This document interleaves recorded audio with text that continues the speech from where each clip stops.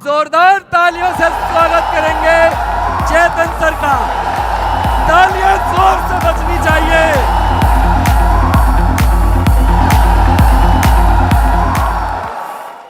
आपके अभिनंदन के लिए धन्यवाद। Thank you very much.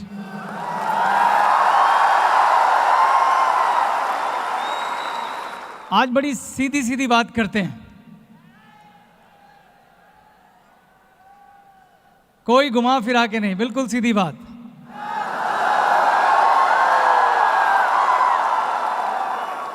दोस्तों, आप सब लोग थोड़ी देर के लिए उस पल पर चले जाएं जिस दिन आपने कदम रखा था। जब आप उस चौखट पे थे, आपके मन में बड़े सवाल रहे होंगे, बड़े सारे शक, बड़ी आधी अधूरी सी विश्वास की किरण कि जीवन में कुछ बदलाव होने वाला है। लेकिन एक बात आप सब में कॉमन थी, वो ये थी कि हम सब अपने जीवन में कुछ कर गुजरना चाहते थे।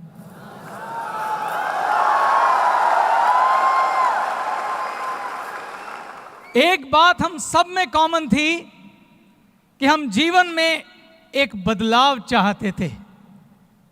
हम लड़ना चाहते थे और अपने जीवन को एक नया आयाम देना चाहते थे। आप ऐसा चाहते थे और आप सब की यहाँ जो मौजूदगी है वो इस बात का सबूत है कि आप जीवन में ऊंचा उठना चाहते थे। ठीक है? तो मैं यहां आज भविष्य के विजेताओं से बात कर रहा हूं।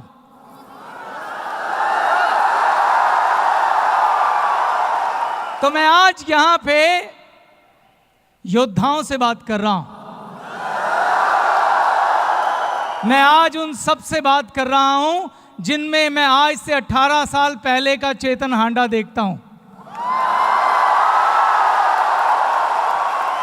मेरे में और आप में कोई फर्क नहीं है।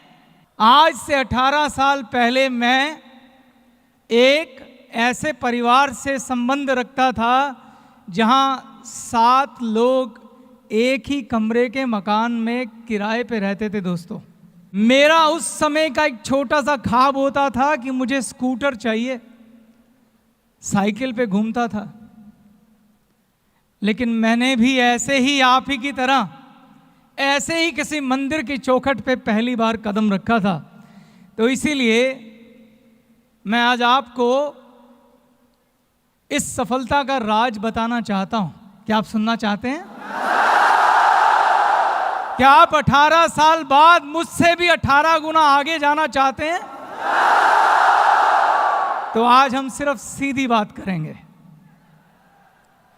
दोस्तों, कुछ बातें मैंने कितनी भी बार कही हों, वो बड़ी सच्ची हैं, वो बड़ी गहरी हैं, वो बड़ी आर्थिक हैं। इसलिए मैं कुछ बातें आज रिपीट करूंगा, ये जानते हुए कि इस स्टेडियम में बहुत सारे ऐसे लोग हैं, बहुत सारे मेरे साथी डिस्ट्रीब्यूटर हैं जिन्हें उन बातों को जानना चाहिए।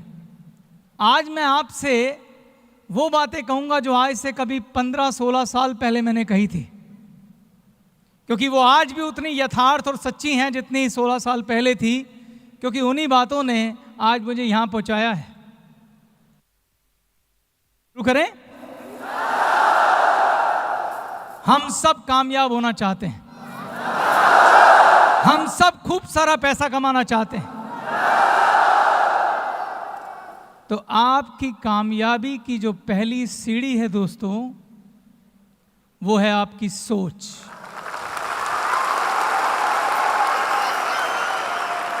इस दुनिया में सबसे ताकतवर अगर कोई चीज है तो वो है आपकी सोच। सोच से ज्यादा ताकतवर कुछ भी नहीं। अगर आप कामयाब होना चाहते हैं तो सबसे पहले आपको अपनी सोच पे काम करना पड़ेगा। इस दुनिया में अगर कोई भी घटना घटती है तो सबसे पहले वो आपकी सोच में घटती है। ऐसा कुछ घटित हो नहीं सकता जो पहले सोच में ना घटा हो, और जो चीज सोच में नहीं घटती है और अगर वो घटित हो जाए तो उसे एक्सीडेंट कहते हैं। और हमारे जीवन में एक्सीडेंट बहुत ज्यादा नहीं होते, हमारे जीवन में वो होता है जो हमने सोचा होता है। ताजमहल सबसे पहले कहां बना था? किसी की सोच में। अगर आपको शादी करनी है तो पहले वो आपकी सोच में घटित होगी, बाद में वो वास्तविकता पे उतरेगी। तो पहला कदम सोच है। मैं इस शब्द पे इतना जोर क्यों दे रहा हूं? इस दुनिया में जितने भी कामयाब लोग हैं उनमें से 90% लोग मेरी तरह, आपकी तरह जमीन से उठ के आए हैं। सिर्फ 10% लोग रॉयल फैमिली से बिलोंग करते हैं। लेकिन इन सब में एक बात कॉमन है। वो कॉमन बात क्या है? इनकी सोच। सबसे पहले सोच में बदलाव की जरूरत है। जब सोच में कोई घटना होगी तो वो वास्तविकता में भी जरूर बदलेगी। सवाल ये है, आप कहेंगे सर इसमें क्या है, हम भी सोच लेते हैं। ये इतना आसान नहीं है दोस्तों। अगर आप जीवन में कामयाब होना चाहते हैं, अगर आप बड़ा पैसा कमाना चाहते हैं, तो सबसे पहले आपको अपनी सोच में कामयाब होना होगा। हम सब लोग बड़ा सोच नहीं पाते हैं। बड़ा सोचने से घबराहट होती है।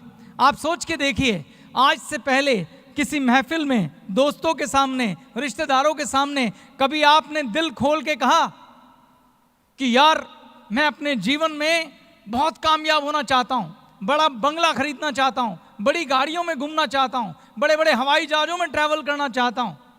हम कहने से भी डरते हैं। हम डरते हैं कि कोई मजाक ना उड़ाए। हमें डर लगता है कि लोग क्या बोलेंगे। लोग बोलेंगे भाई जमीन पर रह, पहले 10,000 की नौकरी ढूंढ फिर बात करना। ऐसा है कि नहीं? ऐसा है?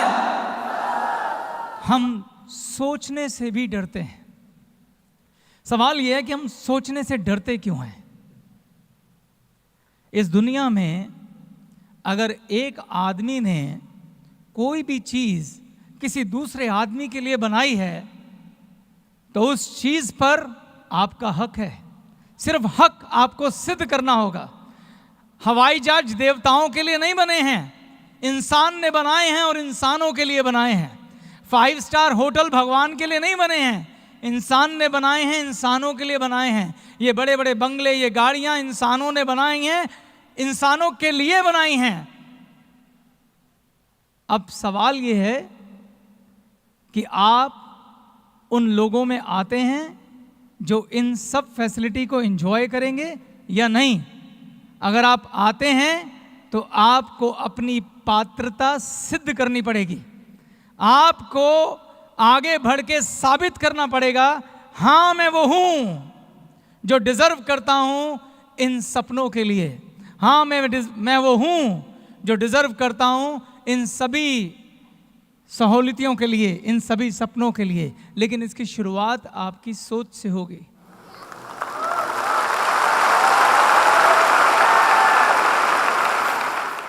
हमारी सोच हमारी परवरिश से जुड़ी हुई है दोस्तों। ये बातें मैं आपको इसलिए कह पा रहा हूं क्योंकि मैं भी इसी दौर से गुजरा हूं। हमारी सोच का निर्माण हमारी परवरिश के वक्त होता है, और हमारी सोच का निर्माण करता कौन है? हमारे माता पिता, हमारे स्कूल के अध्यापक, हमारे टीचर्स, हमारे दोस्त, वो दोस्त जिनके साथ हम खेलते हैं। जब हम छोटे से बड़े हो रहे होते हैं तो हमारे स्कूल के टीचर, हमारे माँ बाप, हमारे रिश्तेदार, हमारे दोस्त हमेशा क्या कहते हैं कि बेटा अगर जीवन में कामयाब होना है तो क्या करना होगा? बेटा पढ़ो, बेटा लिखो, और जब पढ़ लिख के बड़े हो जाओगे तो तुम्हें एक अच्छी नौकरी मिलेगी। बचपन से लेके बड़े होने तक हमने खूब मेहनत की, क्योंकि हमें हमारी सोच में बार बार ये बोला गया कि पढ़ो लिखो मेहनत करो ताकि तुम एक अच्छी नौकरी कर सको। इस सोच में हमें नौकरी के लिए प्रोग्राम किया गया। हमें बोला गया कि आपको सिर्फ इतने पैसे कमाने हैं कि आप अपनी आजीविका चला सको। हमें कंजर्वेटिव सोच दी गई। और अगर हमने कभी किसी को बोला भी कि यार मैं तो लाइफ में कुछ बड़ा करना चाहता हूं, बड़ी गाड़ी बड़ा बिजनेस, तो लोगों ने हमारा क्या किया? मजाक उड़ाया। लोगों ने क्या बोला? ज्यादा ऊपर मत उड़, जमीन पे रह। ऐसा हुआ कि नहीं हुआ? इसलिए हमें बड़ा सोचने से भी डर लगता है दोस्तों। और सोच कितनी ताकतवर होती है, मैं आपको एक एग्जाम्पल देता हूं। अगर आप किसी डायरी में जाएं, दूध की डायरी होती है ना, जहां भैंसें बांधी जाती हैं, जब भैंस का बच्चा छोटा होता है उसे छोटे होते एक रस्सी से बांध दिया जाता है खूंटे पर, और उसके आगे एक चारे का टोकरा रख दिया जाता है। वो छोटा बच्चा बहुत कोशिश करता है उस रस्सी को तोड़ने की, मगर वो रस्सी मजबूत होती है, वो तोड़ नहीं पाता। उसकी सोच में ये डाला जाता है कि तुझे इस खूंटे से बंधे रहना है और ये चारा खाना है। और धीरे धीरे वो बच्चा जब बड़ा होता है तो वो रस्सी एक्चुअल में उसके गले में नहीं बनती है, वो उसके दिमाग पे बांधी जाती है। वो छोटा बच्चा उस रस्सी में बंधा बंधा बड़ा हो जाता है। छोटे होते उसने जो प्रयास किया था, बड़े होते वो प्रयास करना भी बंद कर देता है। और जब वो भैंसा बन जाता है, जब उसके अंदर असीम शक्ति होती है, इतनी शक्ति कि वो खूंटा उखाड़ के कहीं भी फेंक दे, वो कभी कोशिश भी नहीं करता है। वो पूरी जिंदगी उस खूंटे पे बंद कर उस चारे को खाता रहता है।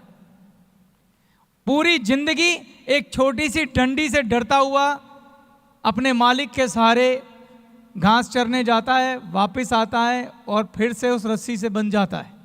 जो भी व्यक्ति भैंस की डायरी चलाता है, मैं उससे यह प्रश्न पूछता हूं, क्या उसमें हिम्मत है कि किसी जंगली भैंसे को बांध के दिखाए? जंगली भैंसे को बांधा नहीं जा सकता। क्यों? क्योंकि वो अपनी सोच में आजाद है दोस्तों। वो अपनी सोच में आजाद है।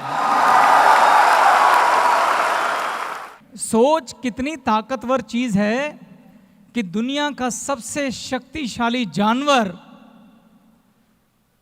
के साथ ये तय करना हो कि वो जंगल में रहेगा या सर्कस में, तो सिर्फ उसकी सोच बांध दो। शेर की सोच बांध दो तो वो सर्कस का शेर हो जाएगा। शेर की सोच आजाद कर दो तो वो जंगल का राजा बन जाएगा।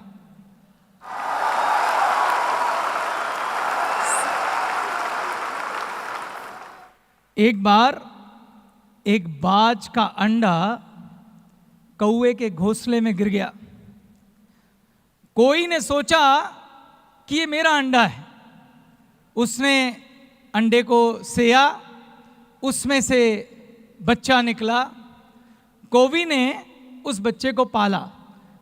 वो बाज के बच्चे को भी लगा कि कोई मेरी मां है। बच्चे के पंख निकले, उसने उड़ान भरनी शुरू की। तो जब भी वो थोड़ा सा ऊपर उड़ता था तो उसकी मां उसे कहती थी, ना बेटा इससे ऊपर मत उड़ना, इससे ऊपर उड़ोगे तो गिर जाओगे। वो बाज का बच्चा, क्योंकि कौवे तो नीचे उड़ते हैं ना, वो बाज का बच्चा अपनी सोच में ऐसा गुलाम हुआ कि पूरी जिंदगी उस कुएं की ऊंचाई पर ही उड़ता रहा।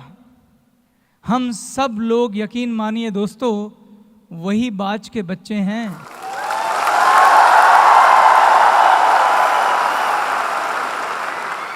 अगर हम चाहें और चाहने के लिए क्या करना होगा?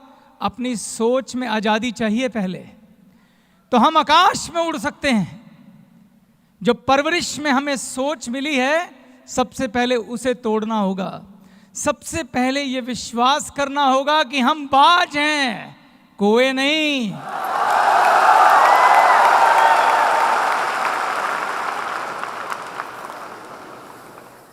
तो आज से सबसे पहले आपको बड़ा सोचना सीखा होगा। आज से आपको सीखना होगा कि आप खुलकर सोचें, बड़ा सोचें, जितना हो सके उतना बड़ा सोचें। इस दुनिया में अगर किसी इंसान ने किसी दूसरे इंसान के लिए कुछ भी बनाया है, वो आप हासिल कर सकते हैं, ये सोच के सोचें। याद रखिए दोस्तों, सोच पहला कदम है, आखिरी नहीं, अभी आगे की बात होनी है। तो सबसे पहले ये सोचें कि आज से जब हम अपने बच्चों से बोलेंगे कि बेटा पढ़ो लिखो और पढ़ लिख के एक एंटरप्रेन्योर बनना, एक बिजनेसमैन बनना, इतना बड़ा आदमी बनना कि हजारों लोगों को नौकरियां दे सको, लेने के लिए नहीं। अब हम नौकरी लेने के लिए काम नहीं करेंगे, नौकरियां पैदा करने के लिए काम करेंगे। हम रोजगार मांगने नहीं जाएंगे, हम रोजगार पैदा करेंगे। ये हमारी सोच होनी चाहिए। यस और नो? अब सोच के बाद अगली कदम की बात करता हूं। सोच और सपने में एक छोटा सा फर्क है। पहला कदम बड़ा सोचें और दूसरा कदम उस सोच से एक सपने का निर्माण करें। एक सपना जो आपका खुद का हो, एक सपना जो सच्चा हो, एक सपना जिसे आप मोहब्बत करते हों, एक सपना जिसे आप प्यार करते हों। और जब आप किसी से प्यार करते हैं ना दोस्तों, तो उसको पूरा करने के लिए या उसे पाने के लिए आप पूरी कायनात से लड़ जाते हैं। ये बात जानते हैं ना आप? तो सपना ऐसा देखो जिसे प्यार कर सको। इसलिए मैं कहता हूं सपना अपना होना चाहिए, किसी और का नहीं। जैसे आप अगर किसी लड़की से प्यार करते हैं, उसको सच्चे दिल से अगर मोहब्बत करते हैं, तो उसे पाने के लिए क्या करेंगे? कुछ भी करेंगे। यस और नो? पूरी दुनिया से लड़ जाएंगे। यस और नो? इसी प्रकार से अगर आप अपने सपने से प्यार करते हैं, तो आप उसे पूरा करने के लिए पूरी दुनिया से लड़ जाएंगे, दिन रात मेहनत करेंगे, पूरी ईमानदारी से अपना सब कुछ उसमें लगाएंगे। और यकीन मानो दोस्तों, अगर आपको अपने सपने पे विश्वास है, अगर सच्चा प्यार है, तो आपको यहां लाने से खुदा भी नहीं रोक सकता।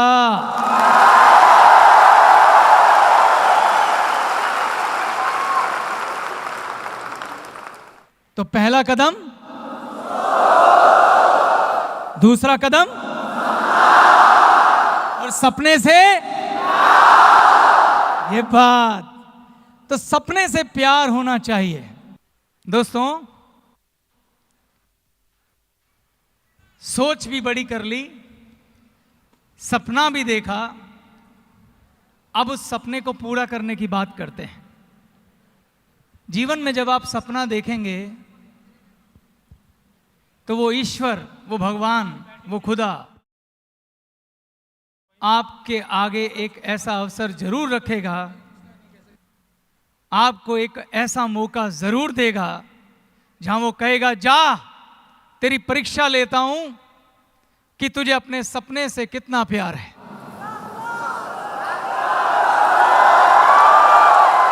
जा, खड़ा हो, लड़ और अपनी मंजिल हासिल कर।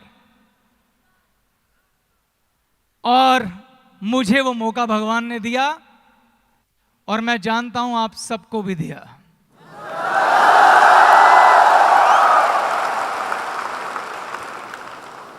अठारह साल पहले मैं भी आप ही की तरह ऐसे कहीं बैठा था, जब मुझे भगवान ने मौका दिया। मैंने भी अपनी सोच के पैरामीटर तोड़े थे। मुझ में आप में कोई फर्क नहीं है। मुझे भी वही दोस्त, वो लोग, वो रिश्तेदार, वो माँ बाप मिले थे जिन्होंने मुझे सोच दी थी। लेकिन हमने उस दिन ऐसे ही किसी गुरुजन के मुंह से कुछ सुना था और उसी दिन अपनी सारे पैरामीटर को तोड़ दिया था। मैंने आपसे कहा था कि दुनिया में जितने भी कामयाब लोग हैं उनमें से 90% लोग वो हैं जो हम जैसे लोग हैं, जो आप जैसे लोग हैं, जो नीचे से उठ के ऊपर आए हैं। मैं ऐसे किसी एक आदमी का एग्जाम्पल आपको देता हूं। धीरूभाई अंबानी का नाम सुना है आपने? पिक्चर भी देखी होगी और उसके नाम को आप जानते हैं, यही काफी है जानने के लिए उसने जीवन में क्या हासिल किया। लेकिन मैं धीरूभाई अंबानी से भी ज्यादा एक व्यक्ति की रिस्पेक्ट करता हूं जिसके बारे में मैं आपसे बात करूंगा। 1868 बॉम्बे में एक बैंकिंग फर्म चलाने वाले व्यक्ति का एक बेटा जिसकी आयु थी 29 वर्ष, 1868 में उसने एक कंपनी शुरू की और उस कंपनी का नाम है टाटा।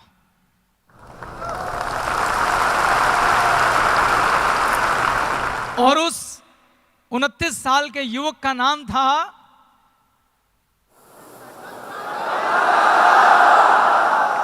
जमशेद जी। क्या नाम था? इस व्यक्ति का नाम मैं क्यों लेना चाहता हूं आज, यह समझना बहुत जरूरी है। पहली बात, इस व्यक्ति ने भी 1868 में अपने सोच में आजादी ली थी, एक ख्वाब देखा था, एक सपना देखा था और उस सपने से प्यार किया था। और 1868 में ये जो कंपनी शुरू हुई, आज इस कंपनी को 148 साल पूरे हो गए हैं। कितने? 148 ईयर। और 6 जनरेशन ने इस कंपनी को चलाया है। कितनी? अभी 6ठी जनरेशन है। जमशेद जी के बाद दोराब जी, उसके बाद नौरोजी, उसके बाद JRD, फिर रतन और अब साइरस मिस्त्री इस समय इस कंपनी को देख रहे हैं। वो कंपनी जो 1868 में शुरू हुई थी, वो आज 100 कंपनियों में बदल चुकी है। आज टाटा की 100 कंपनीज हैं जिन्हें हम टाटा ग्रुप कहते हैं और 6 लाख से ज्यादा एम्प्लॉई हैं। और आज वो अपने इंट्रोडक्शन की मोहताज नहीं है। मैं ये सब आपको क्यों बता रहा हूं? अक्सर हमारे आसपास लोग भाग्य की दुहाई देते हैं। लोग कहते हैं बिजनेस में उतार चढ़ाव होता है, लोग कहते हैं बिजनेस खराब हो जाता है, कभी अच्छा होता है, कभी गिर जाता है, कभी नुकसान हो जाता है। 148 साल में टाटा के साथ ऐसा कुछ भी नहीं हुआ। 148 साल में 6 कंपनी के मुखिया बदल गए, मगर कंपनी ने सिर्फ तरक्की की राह देखी, सिर्फ प्रगति की राह देखी। आज देश विदेशों में टाटा की कंपनियां हैं। मैं आपसे सब क्यों कह रहा हूं? जमशेद जी से किसी ने पूछा, आपकी सफलता का राज, ऐसी कंपनी पे भाग्य 148 सालों से क्यों मेहरबान है? तो जवाब बड़ा सिंपल है, क्योंकि इस कंपनी का भाग्य विधाता उसका कस्टमर है।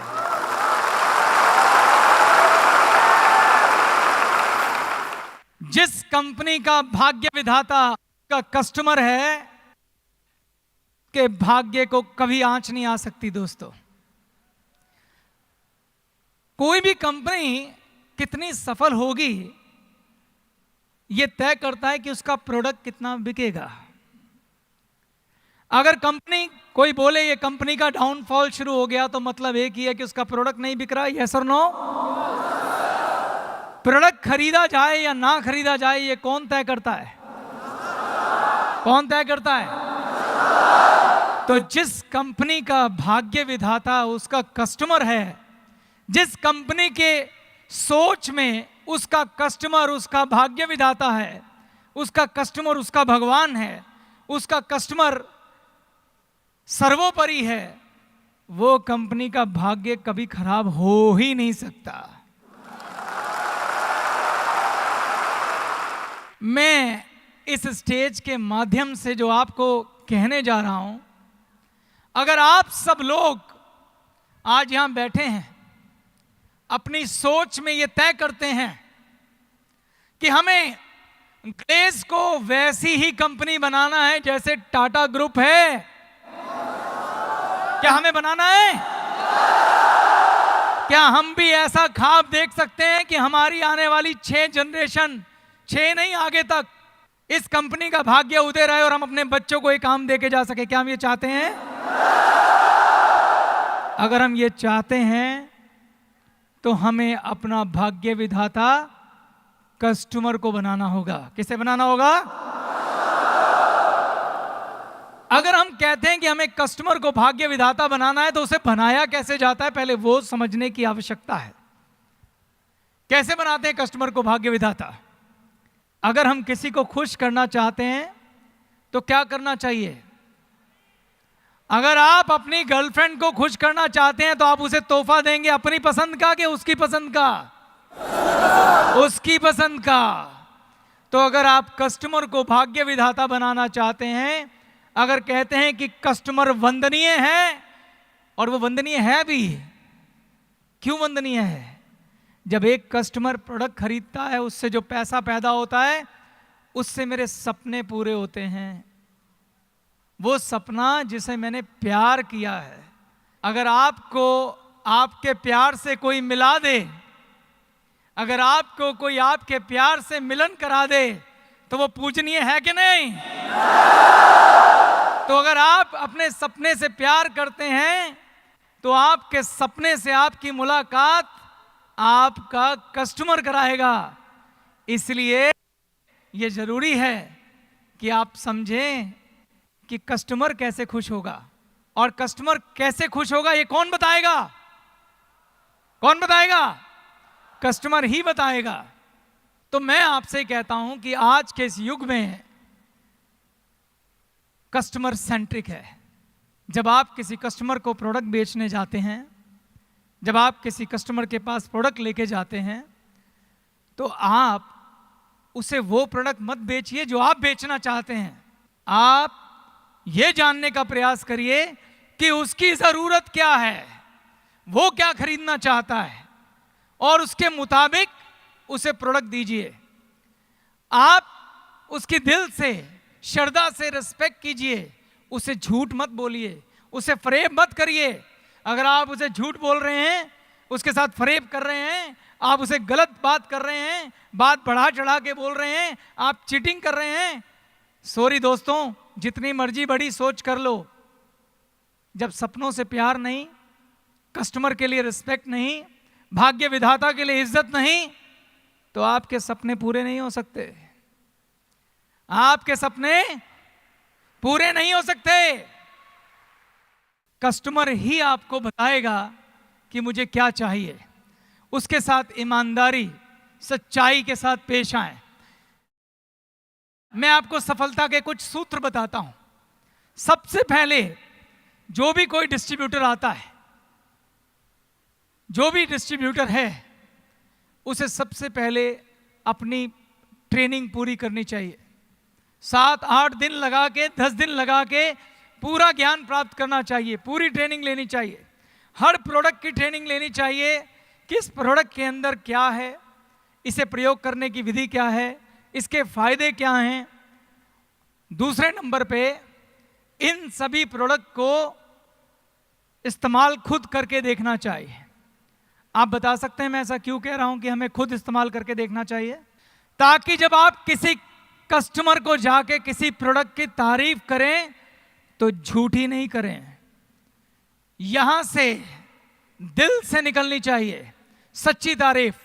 और मैं आपको छूट देता हूं कि अगर आपको कोई प्रोडक्ट पसंद नहीं आया, अगर आपको कोई प्रोडक्ट अच्छा नहीं लगा, आप हमें बताइए, मत बेचिए कस्टमर को, होने दीजिए नुकसान, गलत चीज नहीं देंगे कस्टमर को, नहीं देंगे कस्टमर को कोई गलत चीज। आप हमें बताइए, हम इंप्रूव करेंगे, उसे और बेहतर करेंगे।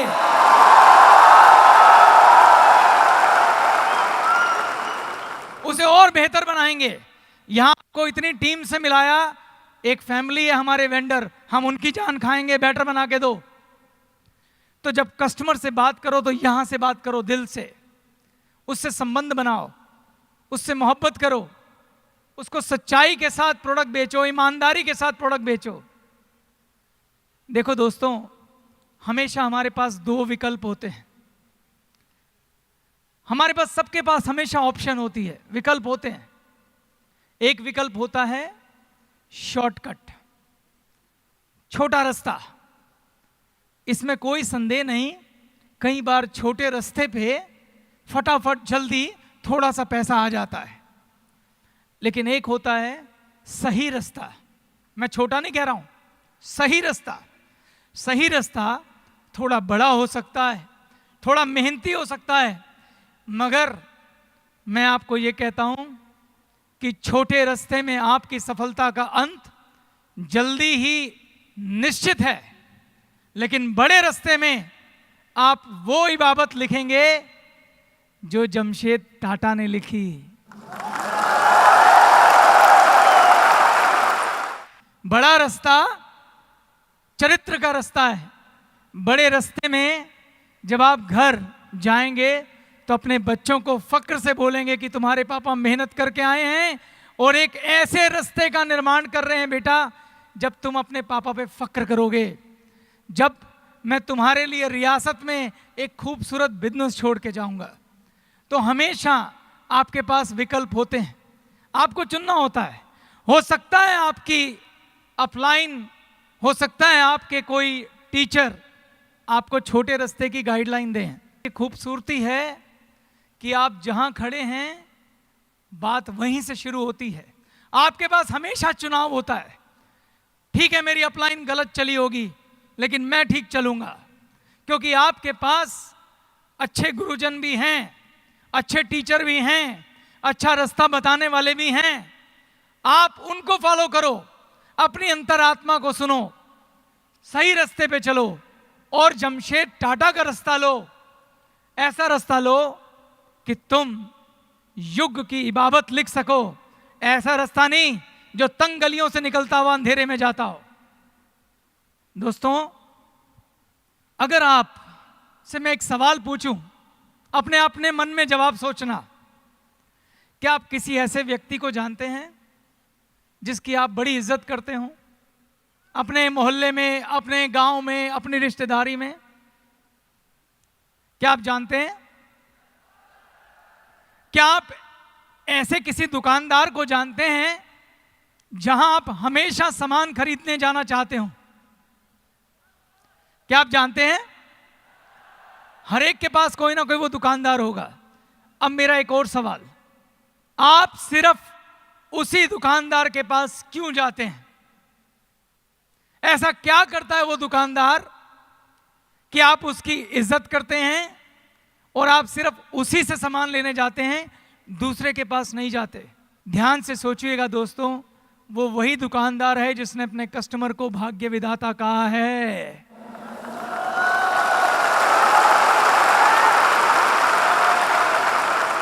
दिल्ली में तिलक नगर में ऐसा ही एक दुकानदार है जिसे मैं जानता हूं, जिसने छोटी सी दुकान से काम शुरू किया था। आज उसके यहां 40 सेल्समैन हैं, बिजली की दुकान है। और उसकी खूबसूरती क्या है? इतना ईमानदार है, इतना सभ्य है, इतना व्यवहारजनिक है, इतना कस्टमर फ्रेंडली है। अगर आप उसके पास एक छोटे बच्चे को भी सामान खरीदने भेज देंगे तो वो कभी धोखा खा के नहीं आएगा, कभी नकली चीज नहीं बेचेगा। और तो और, अगर आप सामान वापस करने जाएंगे, 1 मिनट से पहले पैसे वापस करके सामान रख लेगा। जब ऐसे व्यक्ति के पास हम जाते हैं तो हम जब उसको पैसे देते हैं, वो हमें प्रोडक्ट देता है, तो हम जानते हैं उनको पैसे के साथ साथ क्या दे के आते हैं। जब एक बिजनेस ट्रांजैक्शन होती है, जब एक प्रोडक्ट बिकता है खाली दो चीज़ों का आदान प्रदान नहीं होता। आपको लगता है हमने किसी को पैसा दिया और बदले में प्रोडक्ट ले लिया, बात यहाँ ख़त्म नहीं होती है दोस्तों। यहाँ दो पॉसिबिलिटी हैं। आप एक दुकानदार के पास गए, आपने उसे पैसे दिए, उसने आपको प्रोडक्ट दिया। अगर वो दुकानदार शॉर्टकट वाला है, अगर वो झूठा है, अगर वो बेईमान है, तो क्या होगा? आप उसको क्या दे के आएंगे पैसों के साथ साथ? बद्दुआएं। आप उसको क्या दे के आएंगे? डिफेम। डिफेम मतलब बदनामी। जब आप घर पहुंचेंगे आपको पता लगेगा उसने ज़्यादा पैसे ले लिए, उसने गलत चीज़ बेच दी, उसने खराब चीज़ बेच दी, तो आप 10 लोगों को जाके बताएंगे कि नहीं बताएंगे कि वो दुकानदार खराब है? बताएंगे?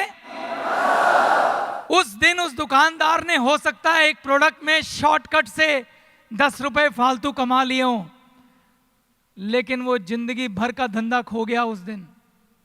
अब मैं दूसरे दुकानदार की बात करता हूं। एक दुकानदार था जिसके पास आप प्रोडक्ट लेके आए, आपने उससे प्रोडक्ट खरीदा, उसने आपको वाजिब दाम पर पूरी ईमानदारी के साथ असली प्रोडक्ट दिया। आप घर गए, तभी आपको लगा मुझे ये प्रोडक्ट पसंद नहीं है। आप वापस उस दुकानदार के पास गए कि भाई ये प्रोडक्ट हमें पसंद नहीं है, आप ये रख लो और पैसे वापस कर दो। दुकानदार ने आपसे बिना सवाल किए आपके पैसे वापस कर दिए, आपने पैसे लिए, आप घर आ गए। क्या यहाँ कोई बिजनेस हुआ? क्या यहाँ कोई बिजनेस हुआ? आपने उसका प्रोडक्ट वापस कर दिया, पैसे लेके घर आ गए। क्या उस दुकानदार ने कुछ कमाया? यहां आज बहुत बड़ा बिजनेस हुआ दोस्तों। उस दुकानदार ने बहुत कुछ कमाया। जानते हो क्या कमाया उसने? आपका विश्वास कमाया।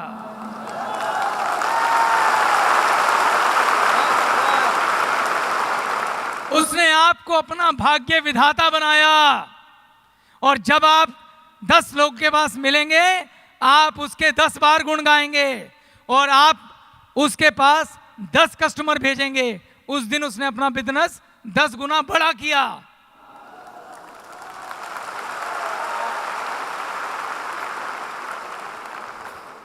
तो जमशेद टाटा बनो दोस्तों, ईमानदारी का जीवन जियो। आज अपने हाथ में रख के मेरे साथ कसम खाओ। खाओगे? खाओगे? तो अपनी सीटों पे खड़े हो जाओ। सब लोग खड़े हो जाओ मेरे साथ। और आज अपने दिल पे हाथ रख के कसम खाओ, जिससे भी आप प्यार करते हैं, जिसकी भी आप इज्जत करते हैं, जिस भगवान को आप मानते हैं, अल्लाह को मानते हैं, खुदा को मानते हैं, रब को मानते हैं, वाहिगुरु को मानते हैं, जीसस को मानते हैं, उसकी कसम खाओ। और अगर आज तुमने ये सच्चे दिल से कसम खा ली, तो मैं आपको खून से लिख के देने को तैयार हूं कि आपको कामयाब होने से खुदा भी नहीं रोकेगा।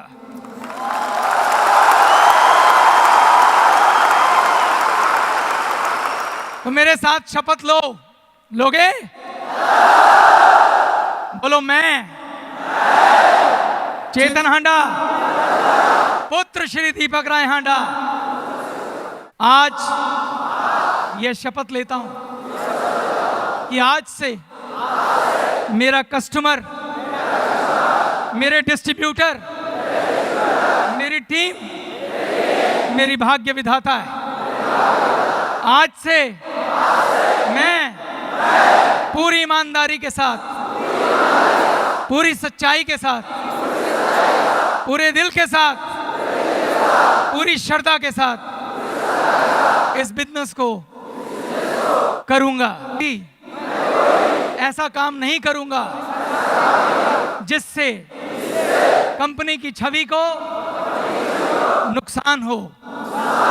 मैं आने वाले डिस्ट्रीब्यूटर को पूरी ईमानदारी के साथ, पूरी सच्चाई के साथ, पूरी पवित्रता के साथ बिजनेस से संबंधित जानकारी दूंगा।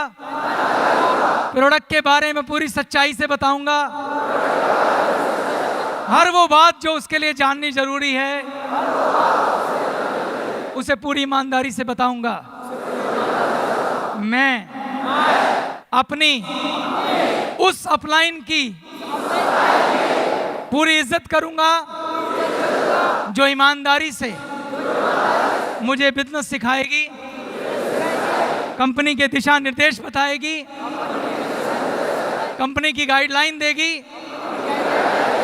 मैं कंपनी के सिंडिकेट, वीसी, आरसी इनको सम्मान की दृष्टि से देखूंगा और इनके द्वारा गलत डिस्ट्रीब्यूटर पर की गई कार्रवाई का अनुमोदन करूंगा। ना मैं गलत करूंगा, ना मैं गलत करने दूंगा, क्योंकि ये मेरी कंपनी है, ये मेरी विरासत है। मैं इसे गंगा की तरह पवित्र बनाऊंगा और भविष्य में आने वाली जनरेशन के लिए एक मंदिर की तरह छोड़ के जाऊंगा। थैंक यू वेरी मच दोस्तों, thank you very much. Go.